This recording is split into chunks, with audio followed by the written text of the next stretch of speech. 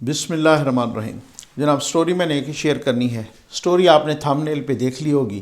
وزیر اعظم پاکستان جناب عمران خان صاحب نے کل ٹیلی فون کالز کے ذریعے قوم سے خطاب کیا، قوم کے سوالات لیے، عوام کے سوال یہ بتایا گیا۔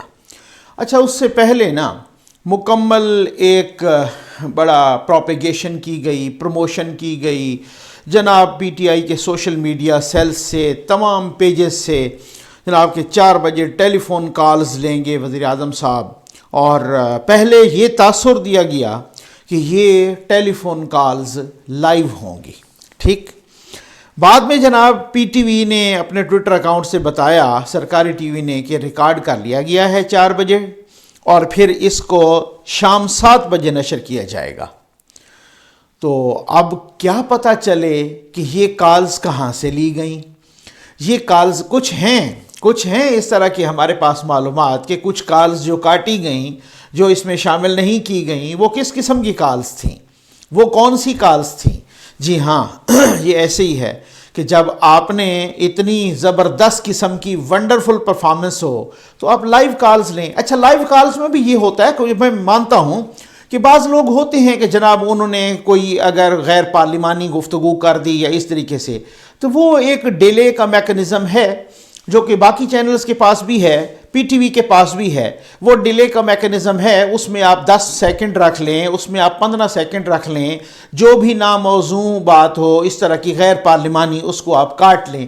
لیکن وہ مسئلہ یہ ہے کہ پورے سوال کو تو پھر آپ نہیں کاٹ سکتے نا لائیو میں، پورے کے پورے سوال کو تو آپ نہیں بیپ تو نہیں لگا سکتے، کاٹ تو نہیں سکتے، پھر اس میں پتہ چل جاتا ہے کون سے۔ یہ وہی ہے، یہ ایز اٹ از سارا وہی سلسلہ ہے معاف کیجیے گا، یہ وہی سلسلہ ہے کہ جناب پسندیدہ اینکرز کو انٹرویو دینے کا رواج، وہ اسی طریقے سے کہ جناب آپ تاکہ وہ اس طرح کا کوئی کوشچن نہ کر دے۔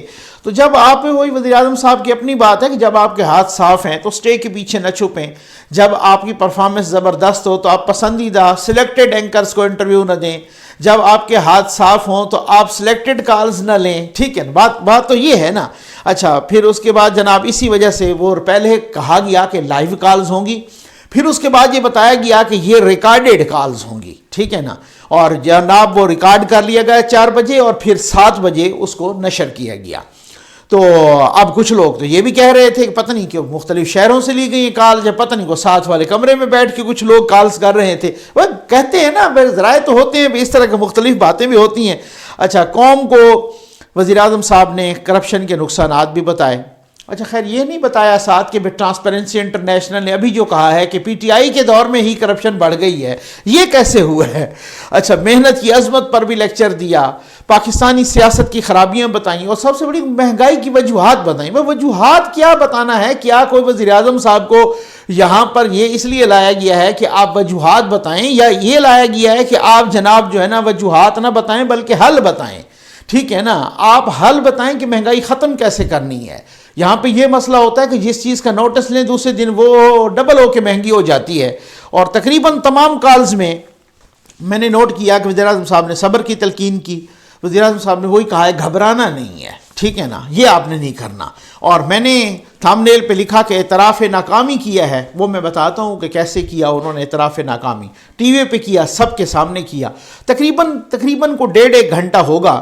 تو اس میں جو ہے نا پی ٹی وی کے ساتھ تمام چینلز نے بھی، جو نجی چینلز ہیں، انہوں نے نشر کیا۔ اسی وجہ سے جو معمول کے ٹاک شوز تھے ان کو بھی پوسٹ پون ہونا پڑا، وہ بھی نہیں چل سکے۔ آسمہ شیرازی صاحبہ نے مولانا فضل الرحمان صاحب کا انٹرویو کیا اور وہ بھی بہت ہی دبنگ قسم کا زبردست انٹرویو کیا۔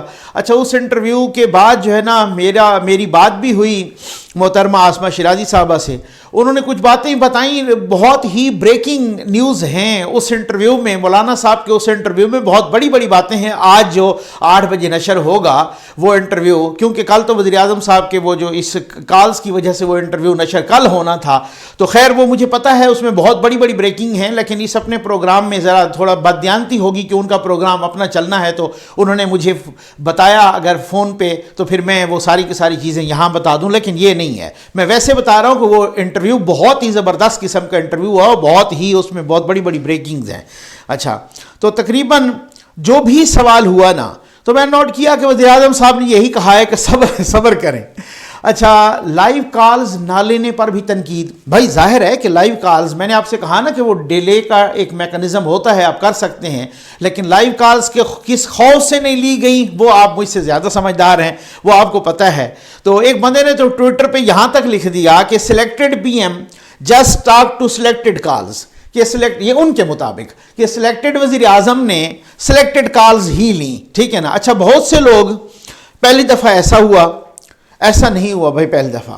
یہ جناب میں نے آپ سے کہا نا کہ ڈھول پیٹنا، ڈھنڈورا پیٹنا، کوئی تو پی ٹی آئی کے سوشل میڈیا سیل سے سیکھے.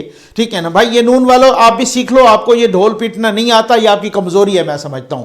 پیپلز پارٹی والوں آپ بھی سن لو. ٹھیک ہے، مولانا صاحب کے لوگوں کو تو بالکل ہی ڈھول پیٹنا شاید نہیں آتا. اب بات یہ ہے کہ انہوں نے کہا کہ جی تاریخ میں پہلی دفعہ ہوا. بھائی تاریخ سے آپ کتنا واقف ہیں یہ آپ خود اندازہ کیجئے کہ ہمیں یاد ہے کہ نواز شریف صاحب ہر ہفتے کو، اب مجھے ہفتے کا نہیں پتا تھا لیکن یہ وہ بھول گیا تھا، لیکن یہ ہے کہ موتی اللہ جان صاحب نے بھی بتایا، باقی لوگ، لیکن یہ مجھے بالکل پتہ، وہ میں کالز میں نے خود سنی ہوئی ہیں پی ٹی وی پر، کہ جب نواز شریف صاحب وزیر اعظم تھے وہ 90s میں 97 98 میں وہ ہر ہفتے کو یعنی ہر سیچرڈے کو وہ کالز اسی طرح سے لیتے اور پھر ان کے بعد وہ احکامات صادر کرتے. اور وہ انہوں نے ایک ٹول فری نمبر دیا ہوا تھا، اس وقت تو موبائلز تھے نہیں، اور اس وقت تو وہی P T C L number تھے اور یہ پھر جو ہے نا لینڈ لائن نمبر، تو ان کے ذریعے. تو بھائی یہ ہوتا ہے. ذوالفقار علی بھٹو صاحب بھی جو ہے نا وہ بھی اسی طرح سے کھلی کچہریاں لگاتے تھے. اور من کی بات ساتھ جو مودی صاحب وہ بھی، تو وہ کچھ لوگوں نے تو یہ بھی لکھا کہ نواز شریف صاحب کی نقل بند کریں، کچھ لوگوں نے یہی کہا کہ مودی صاحب سے انسپائر ہو کے انہوں نے وہ کیا ہے. تو یہ من کی بات انہوں نے بھی شروع کی ہوئی ہے. تو بہرحال اب خیر، تو پہلی دفعہ ایسا ہوا نہیں، یہ پہلے بھی ایسا ہو چکا ہے، یہ تاریخ میں پہلی دفعہ نہیں ہوا. بھائی میرے تحریک انصاف کے سوشل میڈیا سیل کے دوستو، تھوڑا سا تاریخ کو ذرا ٹھیک کر لیا کرو. اسی وجہ سے آپ مجھے پتہ چل گیا ہے کہ آپ ہی اسی طرح کی پٹھی چیزیں نکال کے تاریخ میں پہلی دفعہ وزیر اعظم صاحب کو دیتے ہیں. وزیر اعظم صاحب خیر سے اس کو جو ہے نا ٹویٹ کر دیتے ہیں، کبھی وہ کسی اور غیر معروف شاعر کا ہوتا ہے تو وہ اقبال کا بنا دیتے ہیں، کبھی وہ جو ہے نا مطلب ٹیگور کا قول جو ہے نا اس کا بنا دیتے ہیں، اپنا پاکستانی اس کا ٹیگور کے قول کو کسی اور کے متھے، خلیل جبران کے متھے مار دیتے ہیں. تو بہرحال آپ ہی ان کو غلط نکال کے پھر دیتے ہیں ایسی چیزیں جس کی وجہ سے. اچھا، اور میں آپ کو بڑی ایک دلچسپ بات بھی بتاؤں کہ وزیر اعظم صاحب نے یہ بھی بتایا کہ جناب میرا وزن بھی بڑھ گیا. ایک قوم پہ ایک قسم کا، یعنی کہ یوں سمجھ لیں کہ وہ احسان جتلا رہے تھے کہ 185 پاؤنڈ میرا عام طور پہ کبھی نہیں بڑھا تھا، لیکن بشرا بی بی نے مشین بھیجوائی خاتون اول نے، اور میں نے وزن کیا تو 200 پاؤنڈ. اور جناب چونکہ میں 8 گھنٹے کرسی پہ بیٹھتا ہوں تو اس وجہ سے. آ جائیں جناب اس سوال پر کہ جس کا میں نے تھم نیل پہ بھی لکھا کہ اعتراف ناکامی کر لیا ہے. ناکامی کا جب ریاست مدینہ کا سوال آیا تو پھر اس وقت پرائم منسٹر صاحب نے کہ یہ فیری ٹیلز میں ہوتا ہے، یعنی کہانیوں میں ایسا ہوتا ہے کہ میرے پاس کوئی جادو کا ڈنڈا ہو، جادو کی چھڑی، اور اسے چلاؤں اور ایک دم سے جو ہے نا پورا ملک ٹھیک ہو جائے. اب یہ ایک وہ اعتراف ناکامی ہے. اس سے پہلے بھی یہ ہو چکا ہے، کیونکہ پہلے آپ دیکھیں نا جب وہ نہیں آئے تھے تو اس وقت وہ کہا کرتے تھے کہ جناب وہ 90 دن میں کرپشن ختم اور بس. اور اس کے بعد جناب وہ کہتے تھے کہ جناب میں تو آؤں گا تو میں اتنا ٹیکس اکٹھا کروں گا، میں تو آؤں گا تو میں جناب اگر میں نے قرض لیا تو میں خودکشی کر لوں گا، میں تو آؤں گا تو میں جو ہے نا جو الیکٹیبلز ہوں گے ان کو پتہ نہیں کیا کیا انہوں نے کہا. تو خیر 90 دن والی تو آپ کو بات یاد ہے نا، بہت عرصے سے وہ ان کو کہہ رہے تھے کہ یہ کوئی بات ہوئی پاکستان میں 90 دن میں ہم کرپشن ختم کر کے دکھائیں گے. تو آپ تو 90 دن میں کہہ رہے تھے، اب ذرا گن لیجئے کتنے دن ہو گئے اور آج آپ کہہ رہے ہیں کہ جناب میرے پاس کوئی جادو کی چھڑی ہے. اچھا، اس سے پہلے بھی وزیر اعظم صاحب فرما چکے ہیں، آپ کو یاد ہوگا کہ 20 کروڑ ایک انٹرویو میں کہ 20 کروڑ کا ملک چلانا کوئی آسان کام ہے. ٹھیک ہے، نہیں کیا 20 کروڑ کے ملک کو کون چلائے. اب میں حیران ہوں کہ جو چائنا کی جن کی وہ مثالیں دیتے ہیں وہ کوئی آپ اندازہ کیجئے کہ 1.5 ارب سے زیادہ کا ملک ہے، اور اسی طریقے سے انڈیا کو دیکھ لیں وہ کتنا کو 1 ارب 30 کروڑ کا ملک ہے، اور اس طریقے سے آپ امریکہ کو دیکھ لیں ان کی آبادی ہم سے زیادہ ہے. اس سے اور ملک دیکھ لیں تو اس کا مطلب تو یہ ہوا کہ 20 کروڑ کا ملک اگر نہیں چلنا تھا تو پھر آنا کیوں تھا سر. بات یہ اچھا، اسپیکر پنجاب اسمبلی نے چودھری پرویز الہی صاحب نے کچھ عرصہ پہلے یہ کہا اپنی یعنی کہ اسمبلی کی کارروائی میں کہ اپنی 40 سالہ سیاسی زندگی میں نے پنجاب میں اس سے بدترین حالات نہیں دیکھے. یہ بھی ایک اعتراف ہے. تو سر آپ بھی تو ساتھ ہی لگے ہوئے ہیں اپنے مفادات کے تحفظ کے لیے. شیخ رشید صاحب متعدد بار ٹی وی انٹرویوز میں کہہ چکے ہیں کہ ہم مہنگائی کنٹرول نہیں کر سکے. اچھا شیخ صاحب نا بہت ہی شاطر، بہت ہی سیانے اور بہت ہی سمجھدار انسان ہیں. ان کو پتہ ہے کہ جب بھی ان سے کہیں کلٹی مارنی ہوئی نا، نکلنا ہوا، تو میں اپنا بچ بچا کے خیر سے نکل جاؤں گا اور یہ کہہ کہ جناب دیکھیں میں تو پہلے کہتا رہا کہ مہنگائی، اور میں تو پہلے کہتا رہا کہ ہم پرفارمنس نہیں دے سکے. میں تو وزیر اعظم صاحب کو بھی اسمبلی میں اپنا کہتا رہا، کیبنٹ میٹنگ میں بھی میرا فلاں گواہ ہے فلاں گواہ ہے، میں تو یہ بھی کہتا رہا. تو وہ خیر سے اعتراف ناکامی. اچھا اس کے علاوہ فواد چودھری صاحب نے حکومت وعدے پورے نہیں کر سکی، یہ بھی کیا. تو یہ سارا جب اعتراف ناکامی ہو رہا ہے، حکومت وعدے بھی پورے نہیں کر سکی، حکومت مہنگائی بھی کنٹرول نہیں کر سکی، حکومت وہ نوکریاں بھی نہیں دے سکی، الٹا بے روزگار ہو گئے کروڑوں لوگ، حکومت مکان بھی نہیں بنا سکی، حکومت جو ہے نا وہ 20 کروڑ کا ملک بھی نہیں چلا سکی، اور امن و امان کی صورتحال بھی ٹھیک نہیں کر سکی. تو حکومت پھر کیا کر رہی ہے؟ بس یہ سوال کرنا ہے کہ حکومت کیا. اسی قسم کے سوالات کو اوائڈ کرنے کے لیے تو لائیو کالز نہیں لی گئی، اسی قسم کے سوالات سے بچنے کے لیے تو پھر تو اس کے وہ پہلے ریکارڈ کیا گیا اور پھر چلایا گیا. آ جائیں جناب ایک اور جو دوسرا میں نے کہا کہ بلوچستان سے متعلق سوال ہوا تو اس وقت وزیر اعظم صاحب نے بہت ہی دلچسپ جواب دیا. وزیر اعظم صاحب نے فرمایا کہ اصل میں بلوچستان کا مسئلہ یہ ہے کہ علاقہ بہت بڑا ہے، آبادی بہت کم ہے، درمیان میں فاصلہ ہے بہت زیادہ، تو یہاں پر نا وہ یونیورسٹیاں نہیں بن سکتی، وہ ترقی نہیں ہو سکتی، بڑے مسائل ہیں اور اس میں نا بہت زیادہ اس طرح کی چیزیں ہیں. اب دو باتیں ہیں. میں کہوں کہ اب اگر کبھی آپ کہیں کہ جی 20 کروڑ کا ملک ایسے ہم سے تھوڑی چلتا ہے، ٹھیک ہے نا، کبھی آپ یہ اس طریقے سے کہیں، کبھی آپ کہیں کہ یہ علاقہ کیا یہ صرف بلوچستان کا ہی علاقہ ہے جو دنیا کی پہلی مثال ہے.